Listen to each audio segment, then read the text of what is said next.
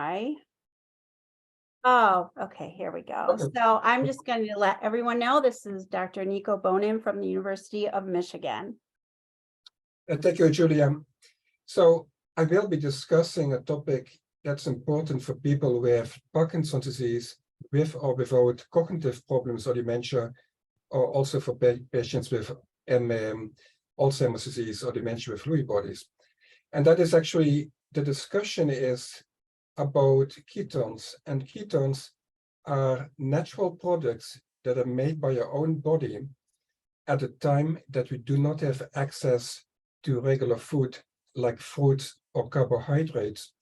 And it means, for example, in evolution in the summertime, there's plenty of access for us in food. There is a harvest in the fall, and then we can eat fruits. And then actually when you eat fruits, one of the reasons we eat fruits, evolutionarily wise, is to store it as fat. And the reason is our body needs to be prepared in the old times at least, that when we no longer have access to fruits or fresh food in the winter, that we still can survive. And we do that by our own body fat. We can convert that into ketone bodies, and ketone bodies are a super fuel for our body, particularly the muscles and the brain.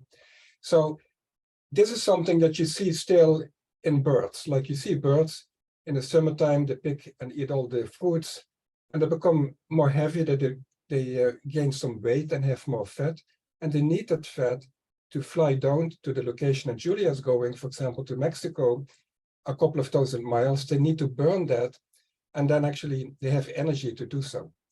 But we as humans nowadays in 2022 and for many years in this century, we have access to fruits and carbohydrates year long. You only have to go to the store, and every day of the year, you can buy more or less what you want. So that's really also is a luxury to have, but at the same time, I think a problem that we're dealing with from a medical perspective. And the reason is, if you have unlimited access to carbohydrates and sugars and glucose, we like that because it's a very fast-acting fuel. It energizes you very quickly, and it has a good taste. But at the same time, we may not realize that when we get older, and particularly if you have Parkinson's or Lewy body disease or Alzheimer's, it actually can cause problems on the brain. And that's why ketone bodies may be a new fuel that's built in our body, that we can actually use for that advantage if you have any of those conditions I just mentioned. And you can produce ketone bodies in different ways. The first way is the old-fashioned way, is fasting. If you don't eat for a couple of days, and people can actually survive on average 2 months without eating, as long as they get some electrolytes and water. There is a world record of a very obese person who established a world record of not eating any solid foods for a year and 2 months. And this was a 600-pound person from Scotland who actually lost all his weight and became a normal-sized person again. And he did not have anything to eat, any carbohydrates or fat, because his own body had the fuel for him, and he survived very well. But that's an example of fasting. But fasting, to be honest, is not something that's easy to do, because you need to be disciplined and resist the temptation to eat and eat sugars. Other ways of getting ketones is exercise for a long time, particularly if you start the morning fasting. And I'll show you an example of a Parkinson's patient who does that. And while you're fasting, you exercise, you may actually produce ketones that are good for your brain and for your Parkinson's disease. You can do a ketogenic diet. And ketogenic diets, you all have perhaps the stereotype that this is a fat-dripping Atkins type of diet where you eat all the bad animal fats in order to be in a ketogenic status. But that's even, I think, no longer needed in current field, because we have easy supplements that people who do not want to do any of this discipline requiring fasting or adhering to high-fat ketogenic diets, we have ketone supplements available that you can simply take and in a drink and actually put ketone bodies in your muscles and in your brain. And coconut oil is one of those examples, particularly a subtype of coconut oil called medium chain triglycerides, number 8. Ketone salts, the problem is they have high sodium levels, you have to watch out with that. But the more exciting thing at the University of Michigan that we are excited about are ketone esters. And I will show you some examples of that. And the ketogenic treatment in neurology is nothing new. It's more than 100 years old. And believe it or not, it started out in Michigan. And in Michigan, in around 1910, a physician in Battle Creek named Conklin, he had a sanatorium for kids who had very severe epilepsy, that at that time there was limited anti-seizure medications available, and they had seizures all the time, and the parents of the kids, they sent them to sanatoriums, including the one in Battle Creek. And what Dr. Conklin did is, he fasted the children for 3 to 4 weeks. And more or less, believe it or not, the far majority became seizure-free. And since that time, the ketogenic diet is a commonly applied indication still to this date in pediatric neurology to treat children with refractory epilepsy that does not even help them, is responsive to the newest medications we have available to treat seizures. So this is nothing new. This is going on for more 100 years. And it's not even new for epilepsy. On this slide, you don't have to read it. You see that the literature is expanding to treat Alzheimer's disease, Parkinson's disease, ALS, head injuries, autism, depression, and the list is longer. So why do we want to treat people with Parkinson's, cognitive problems, dementia with Lewy bodies, or Alzheimer's with ketones? So this is something that I do in my clinical practice. I'm not only a neurologist who sees patients clinically, I'm also a nuclear medicine physician who's doing scans on my own patients. I send them for the scans that I look at. And this is an example of a scan some of you may have had, and it's a glucose scan, an FDG radioactive glucose PET scan. And in the left upper corner, you see the scans of different slices from the brain, from the top of the ears. If you slice the brain from the top of the head at the level of the midbrain and at the level of the jaw at the cerebellum, you see that more red means more glucose in the brain. Compare that to somebody on the right lower one who has Lewy body dementia. What you see is that diffusely in the brain, there is much less glucose available, particularly in the back part of the brain, including the visual cortex. And that is why people with Lewy body disease have dementia, but also visual hallucinations and visual problems. So, but if you start thinking, what does it mean that there is reduced glucose uptake by brain cells? Because brain cells, in my view, are like children. They're like spoiled children. They prefer glucose. If you say, kid, do you want a candy or do you want to eat a carrot? They all will go for the candy. But what happens if the child is sick? A chick child with high fever said, I'm even not interested in the candy anymore. But this is actually the situation in people with Lewy body disease. The brain cells have lost, if you will, the appetite for glucose. And what that means is, in a simple way, you can compare it to people who have diabetes. And you can, in a simple view, compare that people with dementia due to Lewy bodies or Alzheimer's have a type of diabetes selectively in the brain. What that means is, for example, if you, let's say with the Christmas days coming, and you would shop in the evenings in the downtown center, and you see a nice bakery, and you're looking at all the delicious baked foods and cakes and etc., then you say, wow, I really want that cake, but there's a problem. You want that cake, but there is a window in between you and the cake, and the shop is closed. And that is the situation in Lewy body disease. Glucose is plenty available. It's plenty available in the blood. It simply cannot access and be transported into the brain. There is a transporter of glucose problem in the brain. And you can apologize for the technical details, but the point I want to make is there are transporters that you need to take glucose from the blood across the blood-brain barrier, across the membrane of a neuron, and those transporters are deficient. So there's a problem with glucose transport. So that's the key issue. What that means is that we can no longer get the cell the glucose that it needs, and the cell is starving. And the cell is starving while there's plenty of glucose outside in the blood and the remainder of the body available. It simply cannot across the window of the baking store. So, however, you can also consider that the baking stores, the front door of the baking store is closed. It's closed for the public. But maybe an employee is baking for the next morning, and the employee enters the baking store via back door. So imagine that we have a back door at the same cell that is starving for glucose, that's no longer functioning well, and people develop memory problems because the glucose cannot enter. I imagine there's a back door that you can actually, for very easy, without much energy, you can sneak in as a ketone body in that cell and provide the starving cells an alternative fuel because of ketones.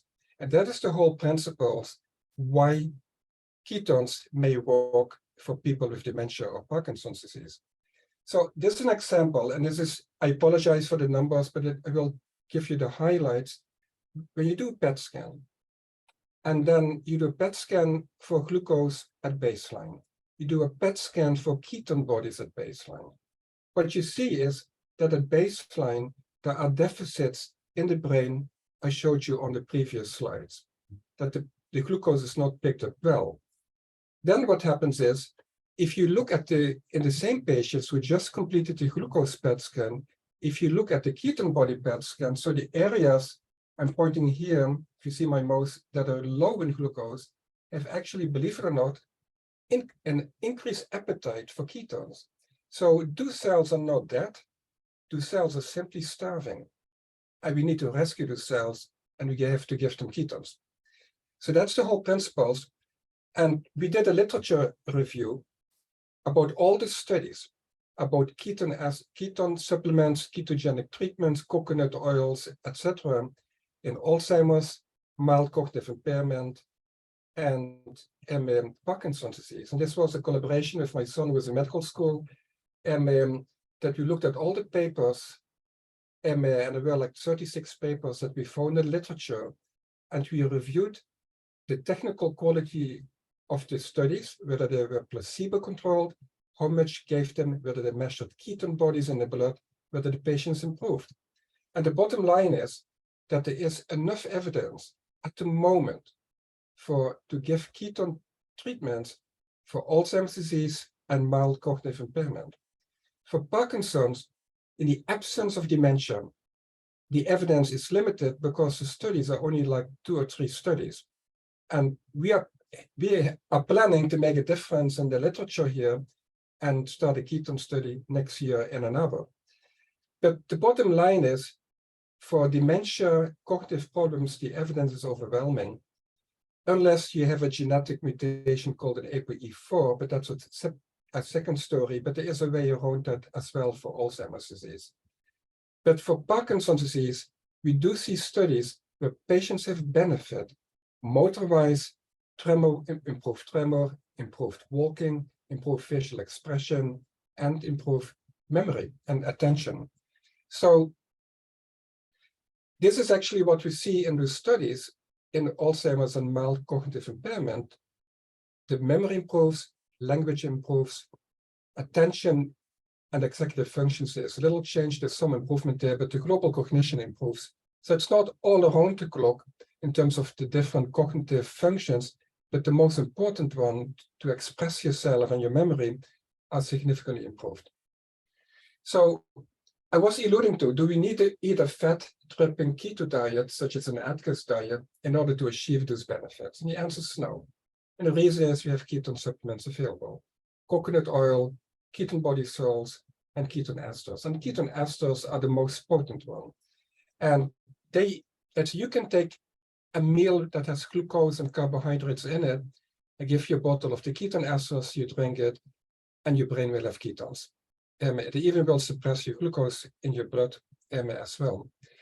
So what was interesting, the ketone ester was developed at the NIH, the National Institute of Health.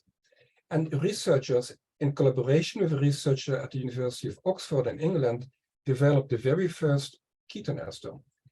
And what was notable around that they were developing it, the Summer Olympics were held in London in 2012. And normally, the British were not, let's say, famous bikers like French people, Italian people, or Spanish people. But suddenly, it were all UK winners who had the gold medals. And people were flabbergasted and said, why have they so many gold medals for biking while they never had a good track record of it? And it was not until disclosed years later that they biked with ketone esters in the blood.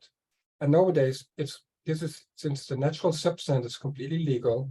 And nowadays, if you want to win any bike race, endurance sport, and if you're not drinking ketone esters, you may not win. So everybody's drinking ketone esters in those competitions, for at least for endurance like biking and running. So again, don't become overwhelmed with the figures. I will not ask you to read them, but I will give you. We can measure brain functions with fMRI scans, and we can look at networks in the brain, networks that relate to memory functions. And we can show if you even are fasting one night, even if you drink one night a ketone ester, and the next day you repeat the MRI scan, those brain neural networks are better. They're even more better if you do that over longer periods, like in this case, 7 days or a week. So there's an improved network functioning that, like you will explain, why those memory functions and other functions are improved. So I would now like to play a video. I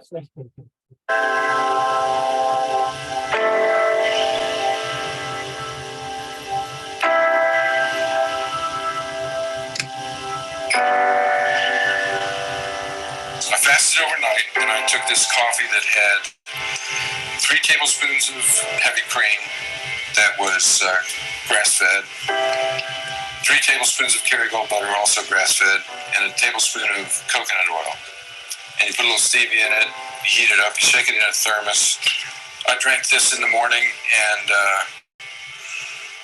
I sat down to write my data. In the first hour, nothing. The second hour, I noticed no dystonia, no pain in my back. I seem to be thinking clearly. Tremor, almost none. And the only thing that I had was dyskinesia. And I had dyskinesia at the time because I was taking just about every known drug, and I was at the end of where you can still increase the medications. I was on 6 different medications at the time. So second hour, everything's good. And there's this phenomenon called on-off.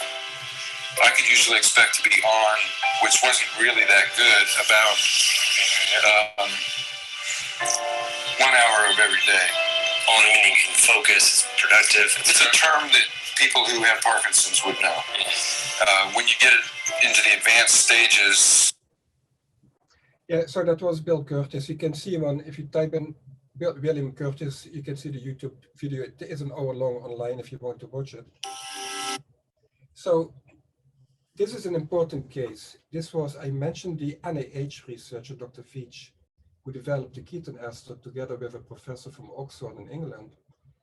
And patients came to him, asked to be treated. And one of these patients was the husband of an anesthesiologist, Mary Newport. And she started to treat her husband. In the literature, he's called having Alzheimer's disease, but if you have tremor, slow walking, and lack of facial expression, in my view, you don't have Alzheimer's, you have a Lewy body dementia. But at any rate, he does have Lewy body disease. He was treated with a mixture of coconut oil for 20 months. And you see that this clocks, that is what the doctors do, is say, write a clock, how that improved.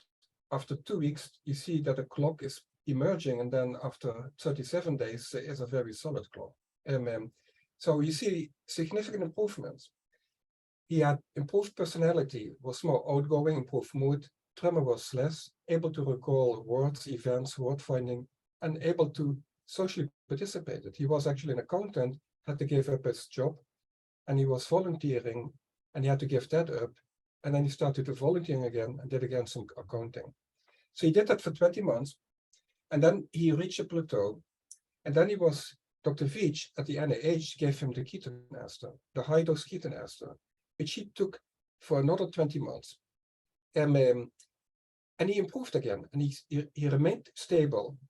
But then he had an accidental fall that unfortunately he had a bleeding in his brain and he died. So that is a sad story. But it shows that somebody with Lewy body disease, you can at least treat them for up to 4 years with either beginning with a low coconut oil mix and then go higher and more stronger with ketone esters. So it's the proof of principle. That's what we want to do in a study at U of M as well. This is a study from Oxford, which is interesting for those who are exercising. And Parkinson's people, I think that the best treatment is exercise, because L-DOPA helps you. It's a marvelous drug discovery, and it's maybe one of the best things in Parkinson's medicines that we have and still have. But it doesn't slow down the disease, but exercise can do it. So L-DOPA is a band-aid on a wound, but exercise may heal your wound, if you will. So what they did in this study, they invited people with Parkinson's disease, came in fasting, they gave them a ketone drink versus a placebo drink, a ketone ester, they drank the Dr. Fitch ester. Then they said, get on this exercise bike and bike at a high speed until you need to give up. And what they found was that on average, what they found was actually the ketone bodies in the blood actually improved from nearly nothing, 0.1 to 3.5, which is a very high 100-fold, 350-fold improvement. Glucose actually was a little bit lower. And what they found was that the time they had at this high-speed biking, initially they had like, the people were able to do only like 12 minutes, but they were able to do that 2 minutes longer. You say, yeah, 2 minutes longer, it's not that much.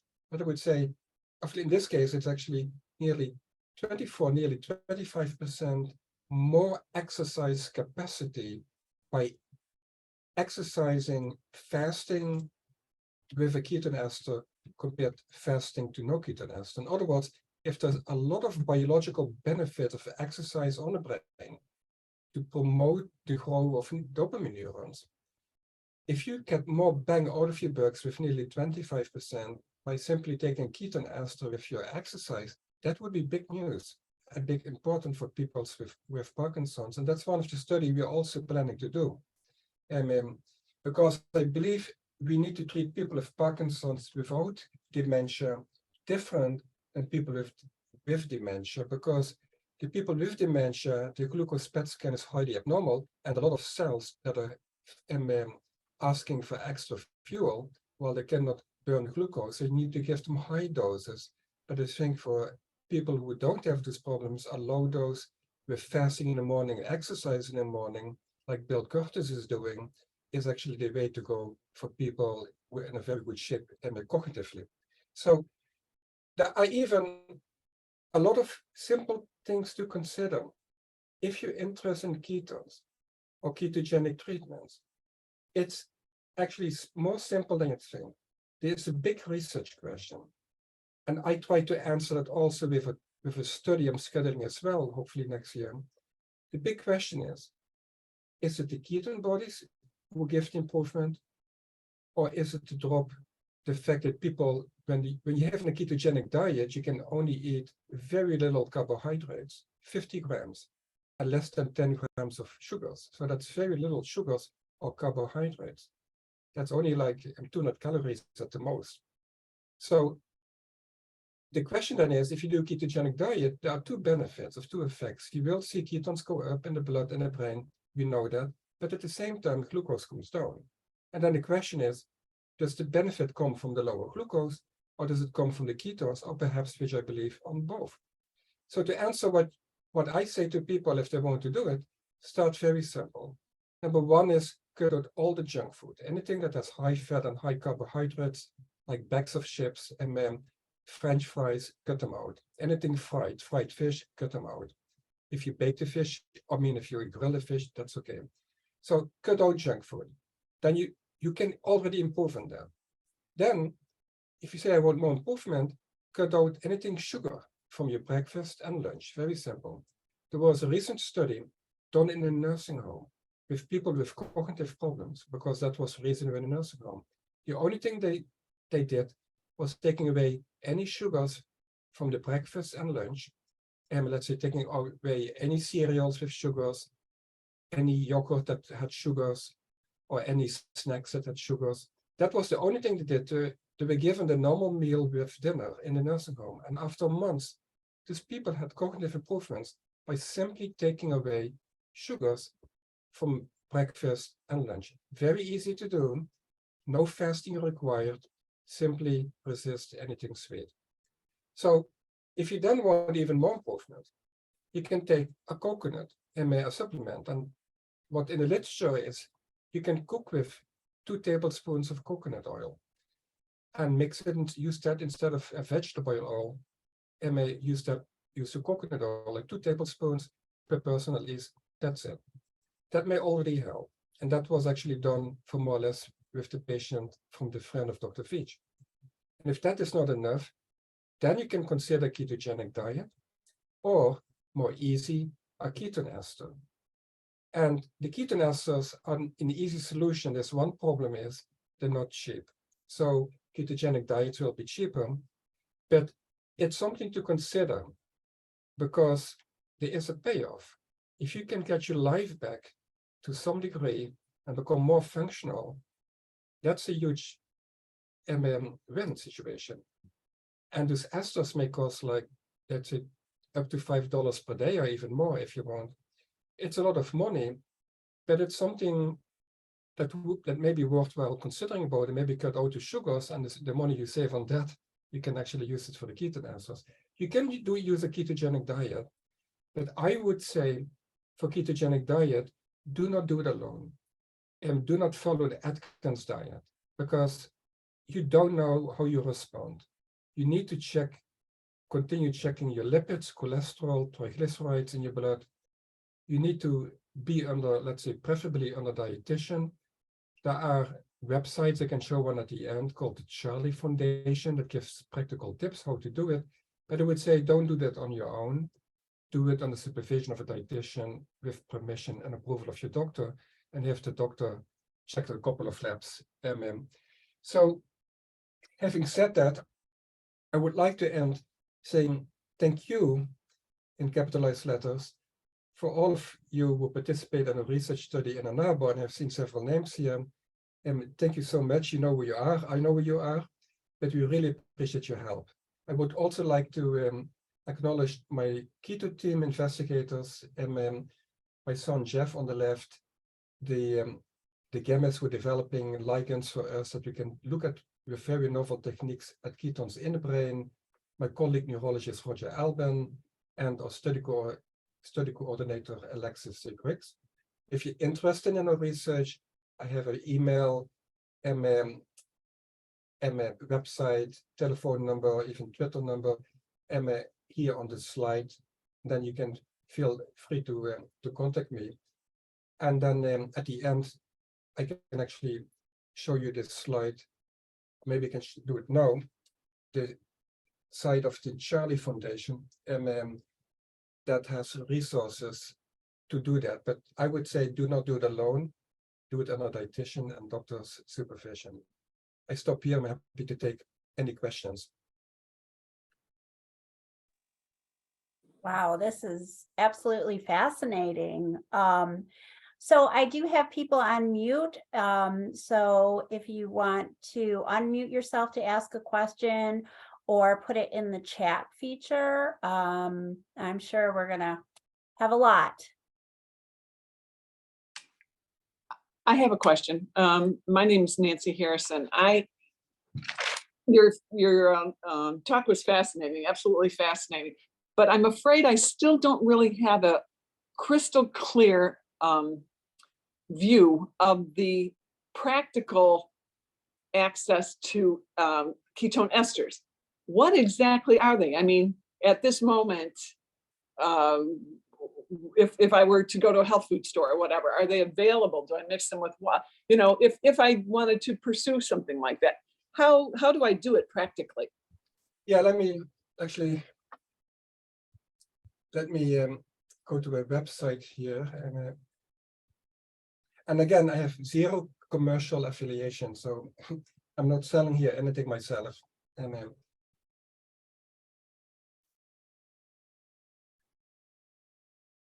then let me share the screen.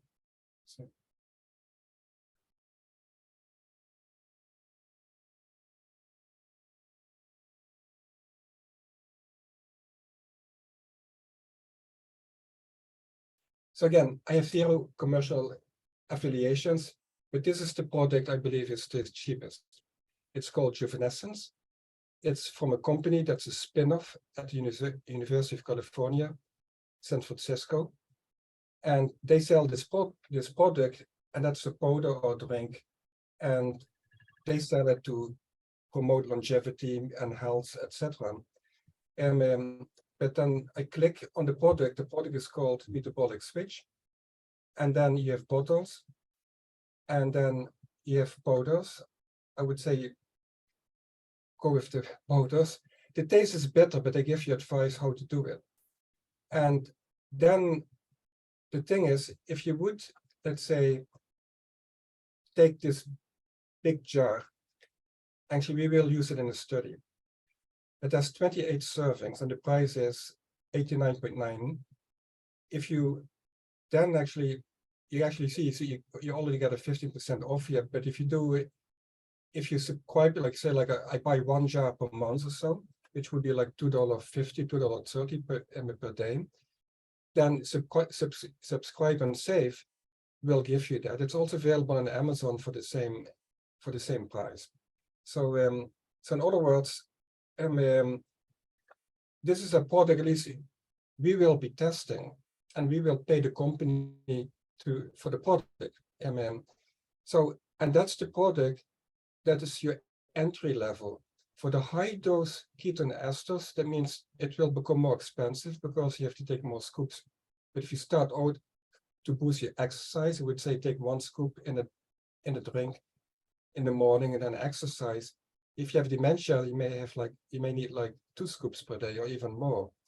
So, but this is the cheapest. The other one I can tell you are more expensive. But I also believe the way the molecules of this are composed, that is actually maybe even, although the cheapest, maybe even a better one compared to the ones that athletes like those runners and bikers use commercially. So this is available. I don't think you can get it in drugstores, not that I know of, but I'm not going a lot to drugstores. But online, it's readily available. It's completely natural. It's completely legal. So, and that's a simple way to do it. And it puts you in ketosis, having ketone bodies, after you take it, even if you take it with something sugar. I would not take it with sugar, but you have more effect. The other thing that I forgot to mention again, I have no commercial affiliations either with this company, that the beauty about ketones and ketone, if this website opens, okay. So if you really want to do it well, the beauty about this, you can measure what you're doing. A lot of people say to me, oh, I'm doing keto. I say, what are you doing then? And they say, yeah, they have whatever variants of Atkins diet I do. And I say, how do you know that you're in ketosis? Yeah, I follow the Atkins diet. I said, how do you know that you're on ketosis? Not everybody gets it. Depends on how much sugar you take. If you still eat a lot of sugar, you may not be in ketosis. The way to do it is actually very simple. And this is a small device. Like it's, let's say I use my if my mouth is long enough, let's say my mouth as an example, you blow in it, and then you have to wait like a minute before it starts up, but then you blow in it and it gives you a number. And that's the number you'll track it. It's the same as somebody has diabetes, does finger pricks and check the glucose.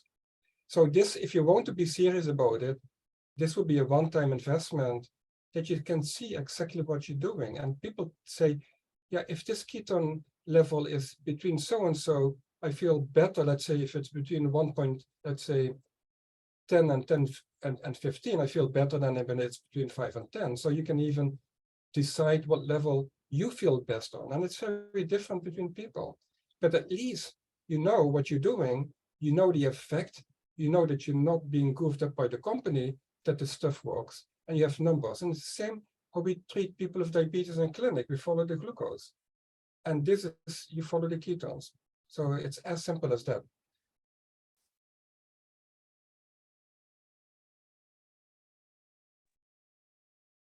I noticed on the Juvescence site that you had us on, it said 2 scoops will put you into a ketosis for several hours. What happens after that? Do you have an accumulated goodness of this process? Or yes, excellent question. Yeah, excellent question. Yeah, 1 scoop will also put you in ketosis if you're fasting. If you get up in the morning, you're nearly ketosis. Let's say for anybody, we should, in the evening, should be at least fasting for 3 hours going to bed to optimize the sleep. That's important for me, for anybody of you, particularly if you have Parkinson's, because then when you clear out waste products out of the brain.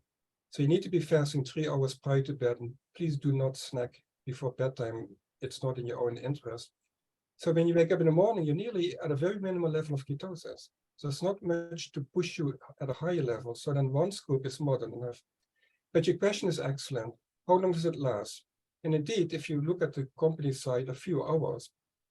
And again, there are tricks around that to make it longer lasting. So 1 trick, and again, I'm simply, let's say what I do is, if I do tests with new products in my patients, I'm the first guinea pig. I do it myself, so I can speak from experience, and I measure all those things. And and I have been playing with that and following via the breath my ketone levels. And I found simple tricks that you can extend it. And 1 trick is when you take the juvenescence, when you mix it with, let's say, water or coffee, whatever you want to mix it with, you can put in 2 things to make it what I call slow release. 1 thing is you can fibers. I don't know if you know the fiber inulin. Inulin is also from Jerusalem artichokes. That's a natural fiber, that's a prebiotic, and that is good for your colon health, for your bowel health. But what it does, it binds, it sticks to fats. So if you take a scoop of inulin, and inulin is very cheap compared to the juvenescence, do a small scoop of the inulin, the Jerusalem artichokes, mixed with the powders before you put the liquid in it. Then it will be slow release because the inulin will bind to the fatty acids of the juvenescence powder, and then it will make it slower release. Another simple trick that you can do is you take, let's say, if you take a scoop of juvenescence, a small, let's say like a teaspoon of inulin, then what you do is you take like, let's say maybe take 1 tablespoon of coconut oil, mix that together. Coconut oil is slow release, I can tell you. And then you have a concoction, if you will, that will last half the day, and you only have to do that 2 times per day, for example. So another thing that you can consider, coconut oil has 3 sub-oils. The natural coconut oil, all the oils are counted for the number of carbon molecules. They're called medium chain triglycerides. Medium means it starts from 6 carbon fatty acids 8, 10, 12. So coconut oil is 8, 10, and 12. The 8 is the best one for it will the quickest go to ketone bodies. If your liver gets the C8, it will quickly convert the C8 to ketone bodies. So you can even buy, and again, online, if you type in MCT8, medium chain triglyceride 8, you will get the C8 coconut oil. It's a little bit more expensive than coconut oil, but it's more ketogenic diet. So if you mix that, then you have a good concoction that will last you pretty long, and will put you in ketosis for a longer period of time.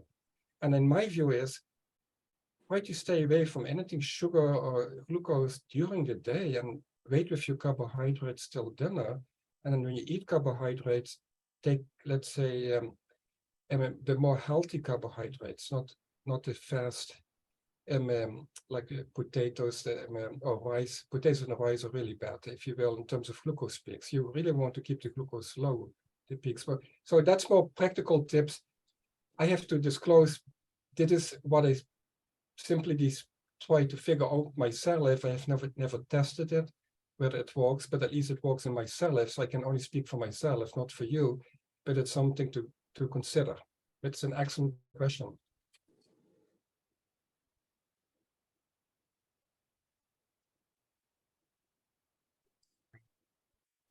I'll keep, oh, go ahead. No, go ahead, Nancy. I have a question, but I'll wait till you're. I was just going to keep, and believe me, somebody can just interrupt me, but that little tester thing, that is an excellent point also. It's hard to know where you're going if you don't know where you are, right?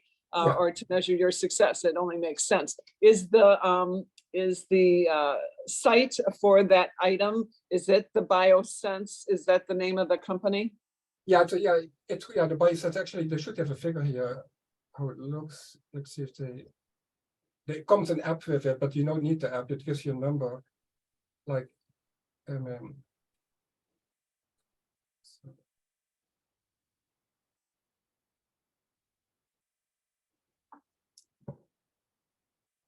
And while you're doing that, I don't know about the others on this call, but I'm ignorant of a range that I would aspire to. You know what I mean? I don't know what's bad. I can educate myself, I'm sure, but I don't know what's bad and what's good. Is it an individual thing? Is somebody's goodness not necessarily somebody else's goodness? yeah, indeed. So, and that's the exact point I want to make, is that's why you need to do it under medical supervision when you, in particular with ketogenic diets, because people are built genetically different. And I made quick reference to what I call the ApoE4 when you have Alzheimer's, and that genetic change that makes you different how your brain is handling fatty acids. It makes you different how quickly you can be in ketosis. So people may have also high cholesterol. That makes you different how quickly you can be in ketosis. That's why you see the device in the hand. So that's the device. You see that number on it. It says 15, and this color schema that tells you this is mild ketosis. And then you only have to blow in it. You can look on the app, but I even don't look at the app. I'm only interested in number. I don't even have to use my phone for that. But then you can track yourself. I mean, each blow is a free blow, isn't it? Right. You can do as many times per day if you want. Right. But at least you know what you're doing. Right. Yeah. Are you kind of saying that I'm putting you in a corner here, and I don't mean to, but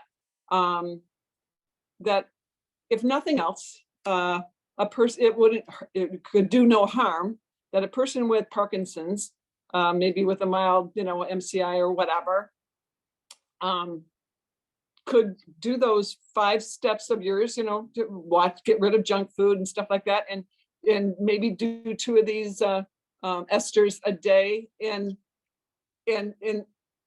that wouldn't be harmful, and you might very well see some improvement. I mean, are we really saying that? Yeah, indeed. I'm saying that actually the steps, let's say you can do everything yourself except a ketogenic diet where you really have to cut out carbs and take a lot of fatty acids in it. So, but all those 4 steps you can do yourself. Very safe. Right. Only caveat is that if your body is not used to a high dose ketone ester, you would take like 2 scoops in one session the very first time. If you're sensitive, your glucose may come down, and people may develop for a couple of minutes what's called a low glucose level. They may feel lightheaded, a little bit dizzy or shaky, but it happens only with the first two sessions. In my lab last week, I had several of my study coordinators. I gave them this high dose, even more stronger than juvenescence, a super high dose ketone ester as a test case, and they volunteered to test it out themselves. And 2 out of the 5 said the very first one they took, and they were measuring. I also asked them to measure glucose with a finger prick, and they did that. They said the glucose became a little bit low, below 60, that they feel a little bit lightheaded, but that was in a few minutes over. So that would be my only caveat. If you know that you are sensitive for low glucose, then get slowly, maybe take, instead of a full scoop, take a small, like a teaspoon of it, and then get used to it. And then once you get used to it, it will no longer be a problem. So I would say for anybody who has diabetes or has sometimes low glucose, test out very slowly. Don't take any high dose, and then you should be fine. But remember, in the study, I'm with the people with dementia, they get to what the Tour de France bikers take high doses. So this is not something with the juvenescence. Juvenescence, I consider it safe. Okay, so Nancy, I'm gonna, because I know we're running a little short on Please. time. Please do. Yeah. I saw someone in the chat asked, are ketones safe with Cinnamate or carbidopa levodopa? Yeah, you see, Bill Curtis has Parkinson's disease for 17 years, and he was maxed out on L-dopa, dopamine agonist, MAO-B inhibitors, COMT inhibitors, and he was taking high doses, and he also was taking ketone esters, and you can combine them. Yeah, if anything, the ketones may help the dopamine cells function better. Well, with that, I have a question. Okay. How does protein then play a role in this keto diet with some people with protein sensitivity or the blocking of the medication? Yeah, excellent. So so you can take a ketone ester with your regular meals. So if you take your regular protein, the same you do it. As you know, everybody who has Parkinson's knows you have to take your pill, preferably at least half an hour before a meal that has protein in it, and except when you have fruit juices, so every meal has protein in it, so you have to be careful. So don't take it with protein or after protein. And the other simple trick, as you know, is I tell my patients, okay, if you're very sensitive to protein, then shift all the protein more or less to your supper, to your dinner. At least in the daytime, you don't have to worry that much about protein interference with your L-dopa. For the ketones, the protein doesn't really matter. I think if anything, if you take it with protein, it makes it more like a slow release. And then, like we were discussing, it will not peak that quickly, like Nancy was mentioning, in your blood, and then quickly comes down, but then it will slowly come up and slowly come down. So if anything, I would prefer taking actually the ketones with the protein. Yeah. Interesting. Anybody else have any questions that you want to unmute yourself? Yes, please. Yes, Dan. Hi. Hi, Julie. Hi, Dr. Bohnen. Hey, Dan, I feel you. Yeah. Thank you for the wonderful presentation. It's amazing. Could you elaborate about the clinical trial that you mentioned, please? Coming up in the early months of the coming year? Yeah, so we are planning at least 3 different trials. Then one of them is for people who are demented. They will get high dose ketones. And the reason is, if I do a glucose PET scan on people with dementia, the glucose PET scan will be highly abnormal. That means there's a high need for cells for an alternative fuel. That's why I have to give them more fuel. If I would do a glucose PET scan on you, I may have difficulties finding anything that's low. So that means your brain is in less need of an alternative fuel. So I can give you a low dose. And what we will be doing, and that is a study you can sign up for, is I will follow the Bill Curtis protocol. You would come into the lab fasting. We give you, let's say, 1 dose of a ketone ester. When you come in, you're even off the medications. And we wait half an hour. We put you in the exercise bike. You bike at a certain protocol, and you come in, let's say, for 5 days over 2 weeks. And so we do that 5 sessions. And then before the 5 sessions, we will do careful motor testing, memory testing, other testing. We obviously will measure your glucose, we will measure your ketone bodies. And then another week in a sequence, we will give you a placebo, but then it's the same protocol, coming in fasting off L-dopa, placebo, and biking. And then we want to look for the differences within yourself compared to this 2 weeks of intervention. So that's a study more, I would say, for the cognitively intact, mentally fit people such as you. And then I'm planning another trial, a small study, that I want to play with glucose. Then I give them a ketone ester with and without a high dose glucose, and see how that may change things in the brain. And the beauty is we can do, or chemists are developing new ketone body PET ligands that we can uniquely look in the brain. Let's say the meter will tell you what is in your body. I really want to see what is doing in the brain, because the brain has different regions. Some are more relevant for Parkinson's, like the basal ganglia, than other regions. But with the PET scans, you can exactly look how the ketone uptake is in the movement centers, the basal ganglia, for example. That's important.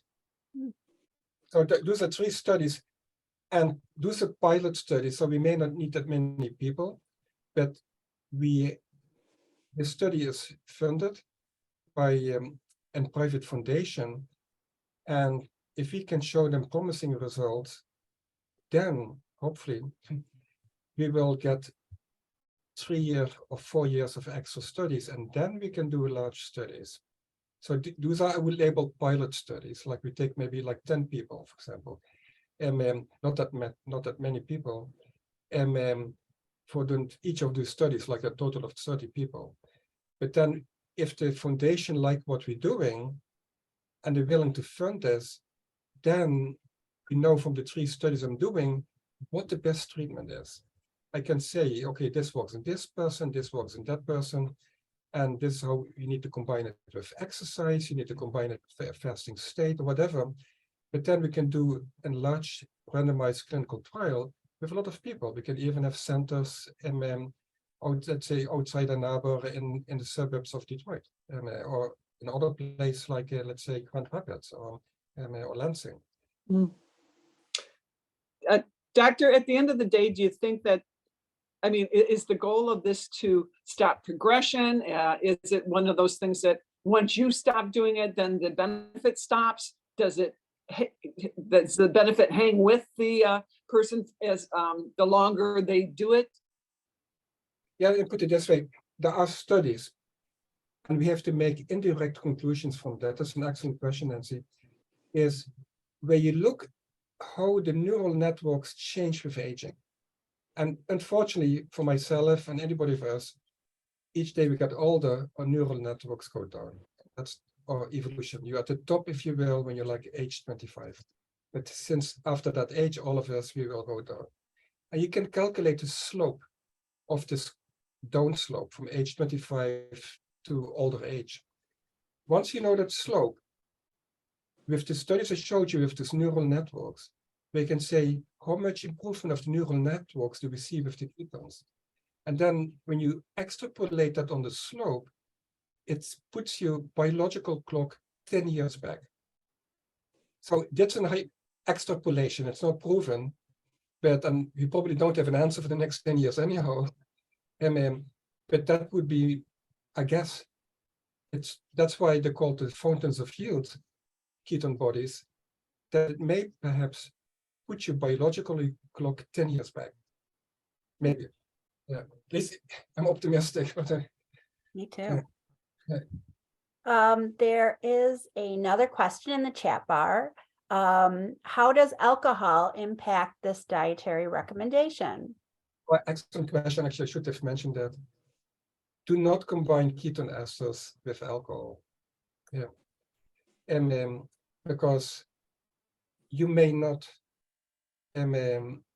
realize when you're drinking that your levels, the liver will be slower in breaking down alcohol. So that means you may, if you, let's say, if you take an alcoholic and this alcoholic gets drunk with 5 glasses of whatever alcohol, then when you're on ketone esters, maybe after a single glass, this person may get drunk. So that's an important thing is don't mix it with, if you are a regular alcohol drinker, don't mix it. If you take 1 or 2 alcohols per week, okay, but not if you're a daily drinker, I would be careful. And by the way, which is actually interesting is, paradoxically, those ketone esters are derivatives not from alcohol, ethanol, but chemically they belong also to alcohol chemical groups.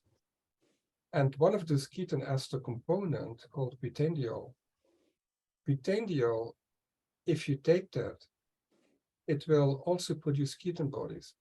What happens is, it's very interesting, is you take butanediol, and I do not recommend it, but you can also buy that online if you will. And that's actually sold commercially, it's legal, no limitations.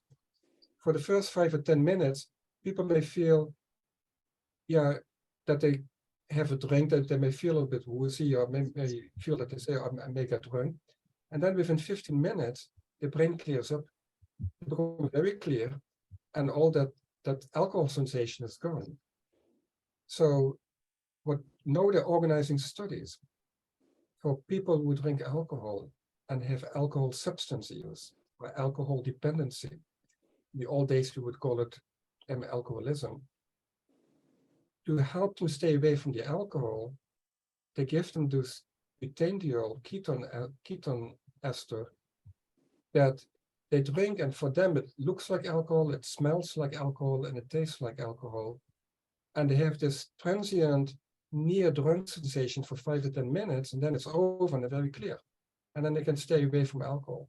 So they use it as a treatment to come off alcohol if you have an alcohol use disorder. But again, this is something I would, if you're an alcohol user on a regular basis, I would be very careful. But excellent question, should have mentioned that. Yeah.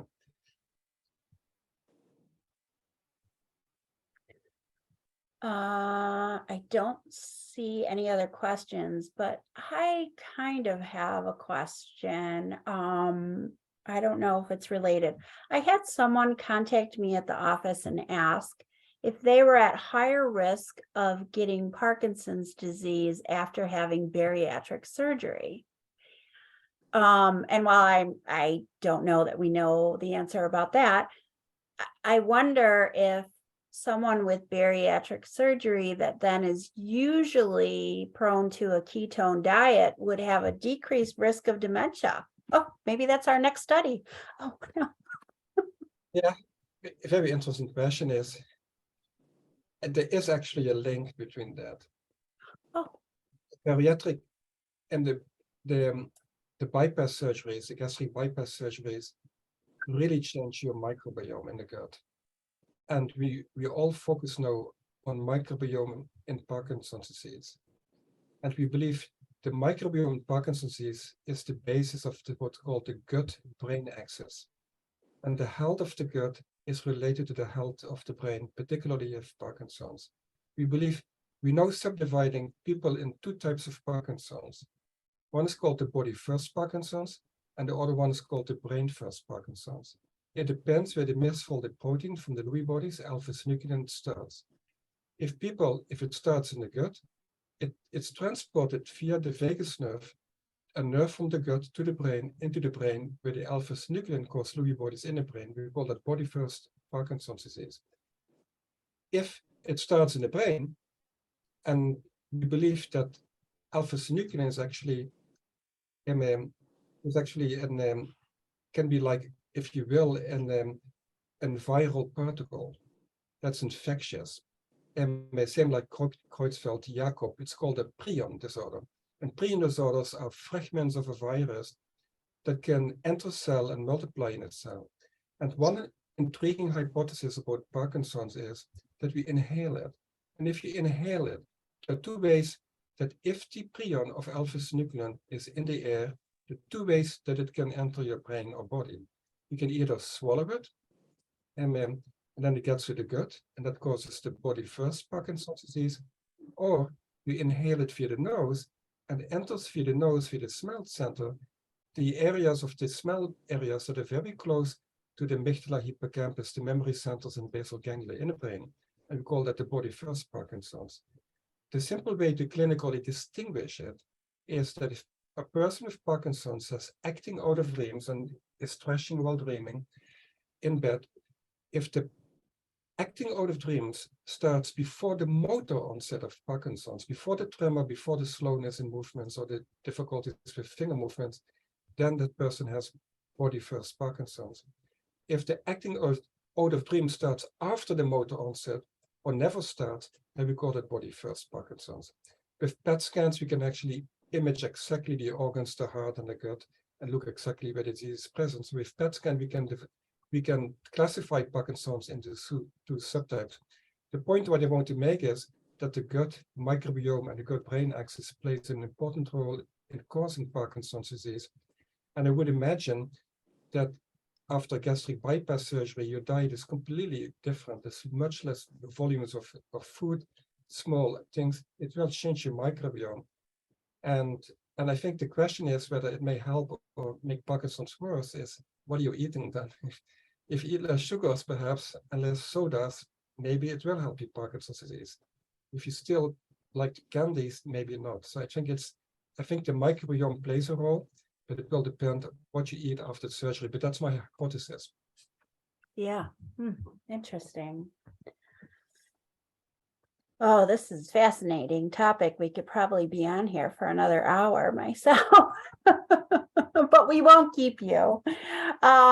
So if no one else has any questions, I can't thank you enough for sharing this information. We will have it up on our YouTube channel, this whole lecture. So very, very interesting. And we'll also have the information about how to contact you for enrolling in any research studies as well.